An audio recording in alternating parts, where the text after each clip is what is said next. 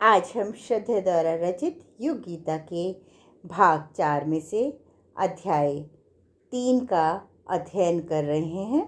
इसमें श्रद्धेय हमें बताते हैं सबसे बड़ा अनुदान परमानंद की पराकाष्ठा वाली दिव्य शांति, साधना हेतु स्वर्णिम सूत्र, सटीक मार्गदर्शन।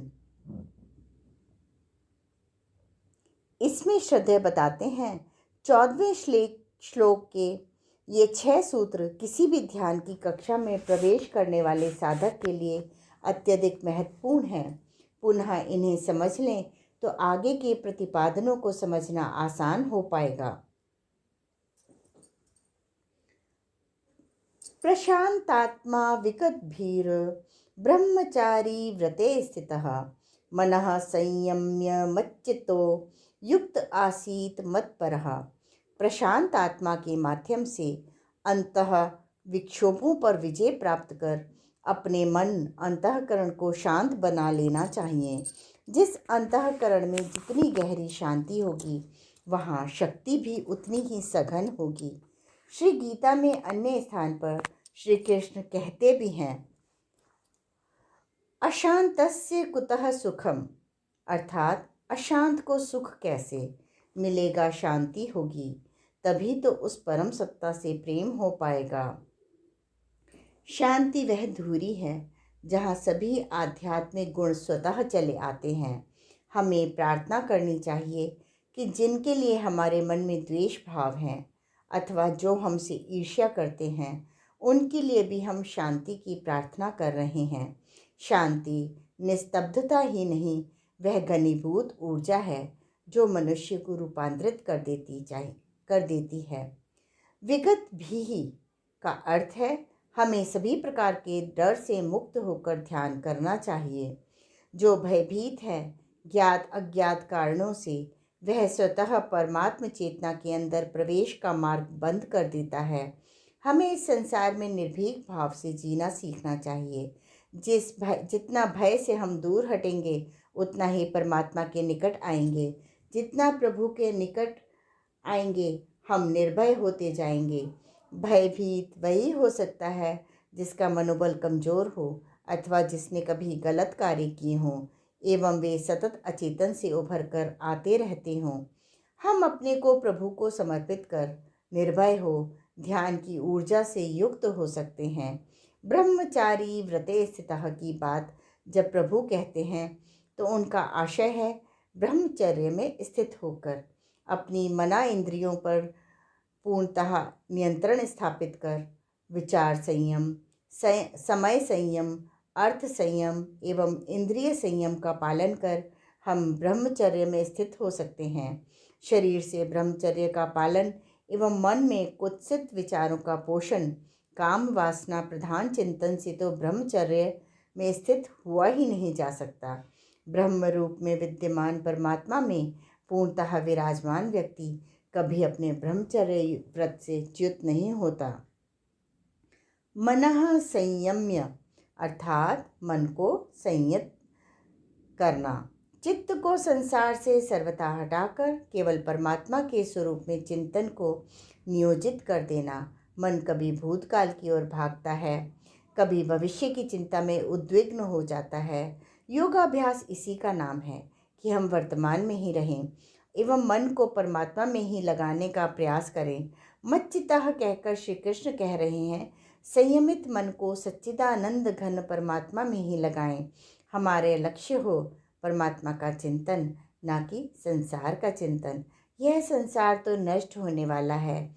जिन परमात्मा में हम मन लगा रहे हैं वह सदैव से था व आगे भी जिसका अस्तित्व रहने वाला है। हमें सांसारिक वस्तु से चिंतन हटाकर मन को उत्कृष्ट चिंतन में आदर्शों के समूह परमात्मा में लगा देना चाहिए। सतत परमात्मा का चिंतन युक्त आसीत का भाव है ध्यानस्थ योगी को सतत सावधान रहना चाहिए, समाहित चित्त होकर ध्यान में बैठना चाहिए। कभी भी इस कार्य में आलस्य प्रमाद नहीं करना चाहिए। चलते फिरते काम करते हुए भी यह सावधानी रहे कि हमें भगवान से तदाकार तद्रूप होना है, उनका ही चिंतन करना है। हर श्वास में हम परमात्मा को जिएं, 24 घंटे योगमय जीवन जिएं, चाहे हम एकांत में हों अथवा लौकिक जगत का व्यवहार निभा रहे हों। श्री अरविंद ने कहा भी है, होल लाइफ इज योगा। परम पूज्य गुरुदेव ने कहा है, सारा जीवन, हर श्वास आध्यात्ममय हो, इसके अतिरिक्त और कुछ नहीं। यही है युक्त होकर बैठने का मतलब। मत परहा अर्थात मेरे परायण होकर, भगवत परायण होकर बैठें। हमारा लक्ष्य, उद्देश्य, अंतिम ध्येय मात्र भगवान हों और कुछ नहीं। हमारे सभी कर्म भी उन्हीं को समर्पित हों। भगवान के सिवाय और कोई कामना या वासना न हो। यह समर्पण भाव हो तो ही ध्यान लगेगा। यही बात प्रकारांतर से 10वें श्लोक में योगी युञ्जीत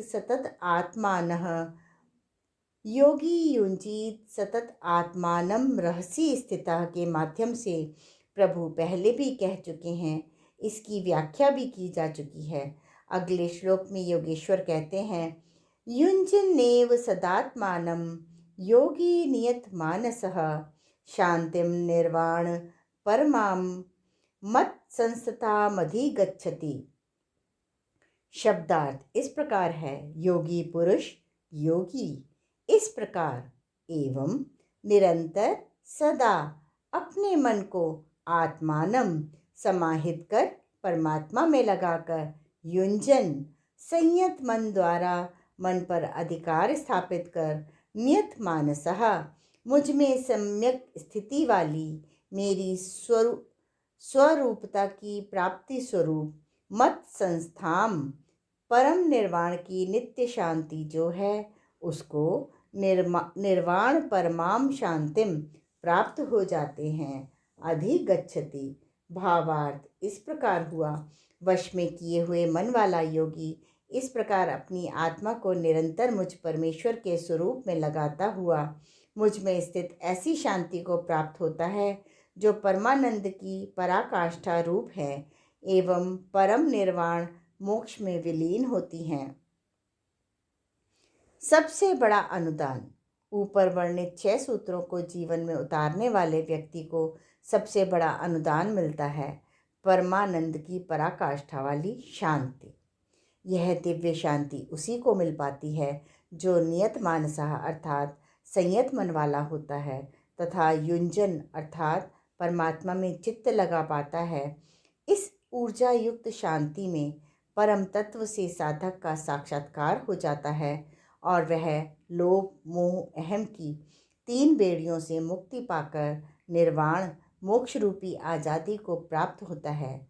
शरीर हमारा वासना से दग्ध रहता है, काफ़ी कष्ट पाता है। बुद्धि की भगदड़ हमें जीवन भर तंग करती है तथा भावनाएं भी हमें सम्मोहित करती रहती हैं। यही है वह जीवन संग्राम जिसमें मनुष्य को जीवन जीने की कला की कसौटी पर परखा जाता है। मन भावनामय है, कामनामय है और इंद्रिय निरोध के रूप में ही उसकी परीक्षा होती है। यह परीक्षा हर साधक को उत्तीर्ण करनी होती है ताकि वह परम निर्वाण की मोक्ष की प्राप्ति को, शांति को प्राप्त हो सके। मुक्ति एवं निर्वाण। परम पूज्य गुरुदेव मुक्ति के संबंध में कहते हैं, जिस मुक्ति को आध्यात्म क्षेत्र की सबसे बड़ी उपलब्धि माना गया है वह किसी लोक विशेष में जा बसने जैसी बात नहीं है। उसका सीधा अर्थ है भव बंधनों से छुटकारा। यह संकीर्ण स्वार्थपरता के चक्रव्यूह से निकलकर समष्टि विराट के साथ एकात्म भाव स्थापित करना है। जो इस स्तर पर पहुंचता है वह किसी एक का या कुछ एक का होकर नहीं रहता, वह अपने को सबका और सबको अपना अनुभव करता है। निश्चित ही जिसने अपने को इस स्तर तक विकसित कर लिया वह सतत परमात्म सत्ता में ही अधिष्ठित रहेगा एवं निर्वाण रूपी शांति को प्राप्त होगा। इस श्लोक में 6 सूत्र प्रशांतात्मा, विगत विहि, ब्रह्मचारी व्रते मनः, संयम्य मच्चित्तः मत्परः को जीवन में उतार कर समाहित चित्त के साथ युक्त आसीत ध्यान में बैठने की फलश्रुति पाने हेतु 2 चरण बताए गए हैं। पहला, इस प्रकार वश में किए हुए मन वाला योगी, नियत मानसः योगी, निरंतर अपने मन को परमात्मा में लगाता है, वहाँ अपने ध्यान को ले जाकर स्थापित कर देता है। युञ्जनेवं सदात्मानम, इसकी प्रक्रिया दूसरे चरण में बताई गई है। वह मेरी स्वरूपता की प्राप्ति स्वरूप परम निर्वाण की शांति, मत संस्थाम शांतिम निर्वाण परमाम, को वह प्राप्त हो जाता है। अधिगच्छति, ये दोनों ही चरण समझने योग्य हैं। प्राथमिकता, मन का संयम। किसी भी प्रकार की साधना के पथ पर बढ़ने वाले योगी को सबसे पहले अपने मन को वश में करना होगा। मन संयम सबसे बड़ी प्रायोरिटी है, सबसे पहली प्रायोरिटी है, सर्वाधिक महत्वपूर्ण शब्द है। मनः संयम्य तथा नियत मानसा के माध्यम से 2 ही श्लोकों में क्रमशः 2 बार इस बात को कहकर योगेश्वर श्री कृष्ण ने इस तथ्य की महत्ता प्रतिपादित कर दी है। जिसका मन औरों के वश में है, जो कह दिया वह मान लिया, जो पढ़ लिया या देख लिया उसी में खो गए, तो वह योग क्या कर पाएगा, क्या उसे साध पाएगा। अपना मन हमें नियंत्रित करना सीखना होगा। मन का स्वभाव चंचल है, वह भागेगा व ढलान की ओर जाना सरल होने से हमें पतनोन्मुखी प्रवाह की ओर ले चलेगा। सारे जग की यही रीति है। यही मन कभी हमें काम वासना प्रधान चिंतन में लिप्त कर देगा, कभी शेख चिल्लियों की तरह स्वप्नों में उलझा देगा, कभी भी है स्थिर नहीं रह सकेगा। और ध्यान में सबसे प्रमुख बाधा यही है, तो फिर क्या करें। हमारा आदर्श ईश्वर हो, इसका उपाय प्रभु स्वयं बार बार बताते रहे हैं। अपने मन को, अपनी आत्मा को परमेश्वर के स्वरूप में लगाएं।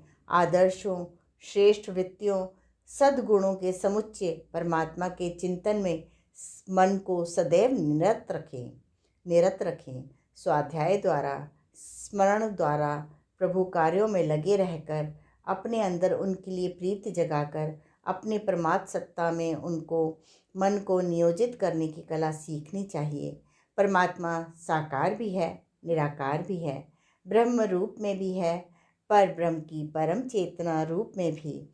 जो ध्यान हमें रुचिता हो वह करते हुए हम निरंतर अपनी चिंतन चेतना को परमात्म चेतना में स्नान कराते जाएं। जरा भी मन भटकने ना दें।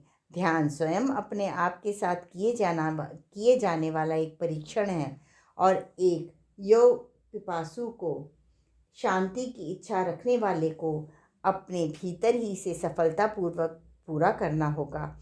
मच्चित्तः मत्परः के द्वारा वे पहले भी श्लोक में बता चुके हैं कि ध्यान योगी को भगवान कृष्ण के, परमात्मा के मनमोहक रूप में कल्पित परम ऐश्वर्य रूप परमात्मा के अनंत तत्व में केंद्रित घनीभूत होकर उसे ही अपना परम लक्ष्य मानना चाहिए।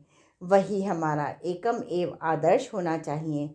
ऐसा होने से हमारा लक्ष्य एक ही होगा, प्रभु स्वरूप की प्राप्ति, आदर्शों की प्राप्ति, उन्हें जीवन में उतारने की अभीप्सा और अधिक आकांक्षा। यह जितनी प्रबल होती जाएगी उतनी ही प्रभु मिलन की, मन के योग के साधने की तथा उस निर्वचनीय शांति की संभावनाएं बढ़ती चली जाएंगी, जिनकी चर्चा वे स्थान स्थान पर कर चुके हैं।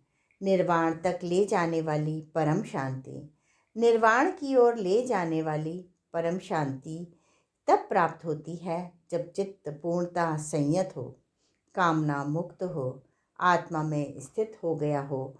मन और इंद्रियों का सुख तो अशांति की ओर ले जाता है, कभी तृप्त नहीं होता, निरंतर हमें भटकाए रखता है। हमें वास्तविक परम सुख रूपी शांति का एक बार अनुभव कर लेना है। इसमें स्थित हो जाने के बाद साधक कभी भी अपनी सत्ता के इस आध्यात्मिक सत्य से कि वह उस अविनाशी परम सत्ता परमात्म सत्ता का ही अंशधर है, च्युत नहीं हो सकता। मनः संताप फिर कभी उसे विचलित नहीं करते, वह एक बार परम शांति में जाकर स्थित हो जाता है, जो कि निर्वाण की, बंधन मुक्ति की है तथा जिसकी नींव हमारे अंदर ही है।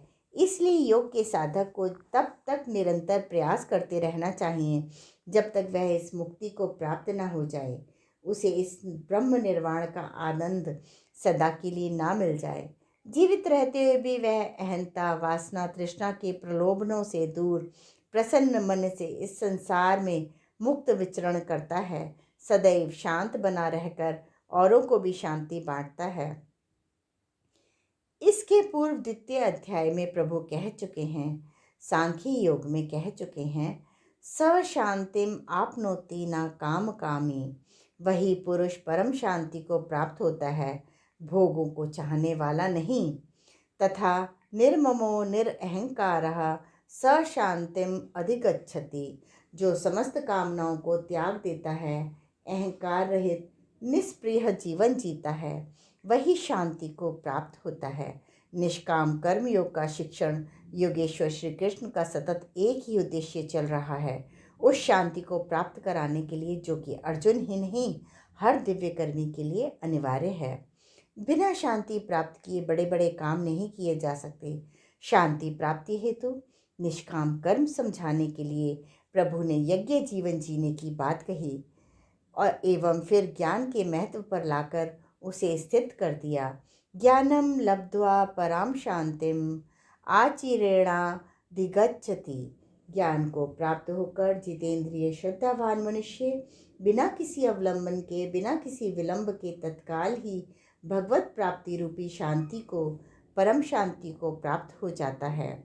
जिस ज्ञान की चर्चा प्रभु कर रहे हैं वह अत्यधिक प्रिय है एवं श्रद्धा से उत्पन्न हुआ है, तर्क से नहीं, बुद्धि जंजाल से नहीं। किंतु चूंकि अज्ञान से ज्ञान को ढक रखा है, सभी अज्ञानी मनुष्य मोहित होकर नर पशु जैसा व्यवहार कर रहे हैं। अज्ञानेनावृतं ज्ञानम तेन मुह्यन्तिम जन्तवः। वह ज्ञान प्रकट नहीं हो पाता। यह तभी प्रकट हो पाता है जब अज्ञान को, अविद्या को परमात्मा के तत्व ज्ञान द्वारा उनकी तद्रुपता पाकर उनकी शरण में जाकर नष्ट करने का प्रयास किया जाए। विलक्षण है यह प्रशिक्षण। ज्ञान योग एवं भक्ति योग का विलक्षण समन्वय है। श्री कृष्ण के कर्म योग का यह प्रशिक्षण। वे इस कर्म योग प्रधान अध्याय 6 में ध्यान योग का शिक्षण दे रहे हैं, पर एक एक सीढ़ी चढ़ाते हुए उसे एक सच्चे ज्ञानी भक्त के रूप में भी विकसित कर रहे हैं। यही समग्रता गीता के योग की विशेषता है। यदि हमें अक्षय आनंद की प्राप्ति करनी है तो हमें जानना होगा कि दुखों के हेतु सुख रूप लगने वाले इंद्रिय भोगों से हम दूर चलें, क्योंकि वे अनित्य हैं, क्षणिक हैं, और यदि हम विवेकवान हैं तो उनमें रमण करने के स्थान पर हम प्रभु की बात मानते हुए स्वयं को उनके चरणों में नियोजित कर देंगे। न तेषु रमते बुधः। ब्रह्म निर्वाण एवं उनसे प्राप्त होने वाली शांति की चर्चा भी कर्म संन्यास योग नामक 5 अध्याय के 23 से 28 क्रमांक के श्लोकों में की जा चुकी है। अब यहाँ पर चर्चा सीधे सीधे उस अनुभव की प्राप्ति कराने हेतु ध्यान योग के परिप्रेक्ष्य में की जा रही है। इसके लिए मन को वश में करने के उपाय बताए गए एवं सतत परमेश्वर में ही चित्त को लगाने की बात कही गई। इस ध्यान से अर्जित शांति ही हर योगी का इष्ट है, परम लक्ष्य है, परमानंद का पर्याय है तथा पराकाष्ठा की स्थिति में ही यह प्राप्त होती है। शांत अंतःकरण वाले व्यक्ति अधिकाधिक होंगे, तभी तो संसार में शांति होगी, आतंकवाद, युद्धोन्माद मिटेगा। निश्चित ही शांत मन अंतःकरण वाले व्यक्ति अपने आसपास भी ऊर्जा भरी शांति का संचार करते हैं। हम बाहर चारों तरफ शांत स्थान ढूंढते रहते हैं। ढेरों व्यक्ति शांति पाने गायत्री तीर्थ शांति कुंज जाते हैं, पर विडंबना यह है कि उनके हृदय में अशांति है। वहाँ शांति स्थापित हो तभी तो बाहर शांति का साम्राज्य होगा। श्री अरविंद ने कहा है, इनर रेगुलेट्स आउटर बीइंग। हमारा अंतरंग बहिरंग को नियंत्रित करता है। इसी बात को पूज्यवर ने भी कहा है, मना स्थिति बदले तो परिस्थिति बदले। श्री रमण महर्षि एवं श्री अरविंद। अरुणाचलम को दक्षिण भारत तमिलनाडु में भगवान कार्तिकेय का सुब्रमण्यम स्वामी का प्रतीक माना जाता है।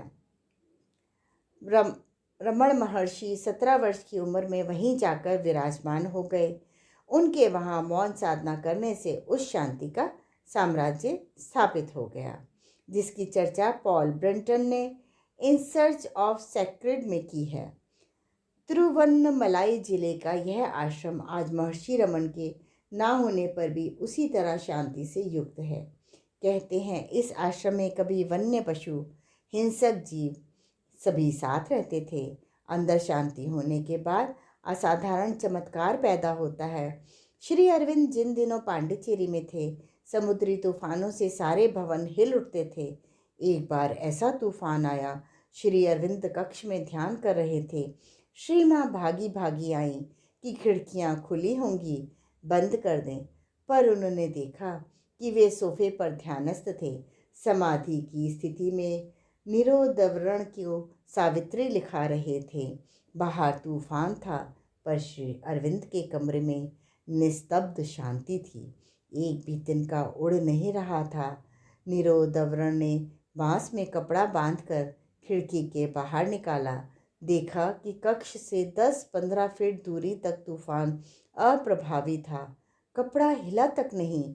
यह योगस्थ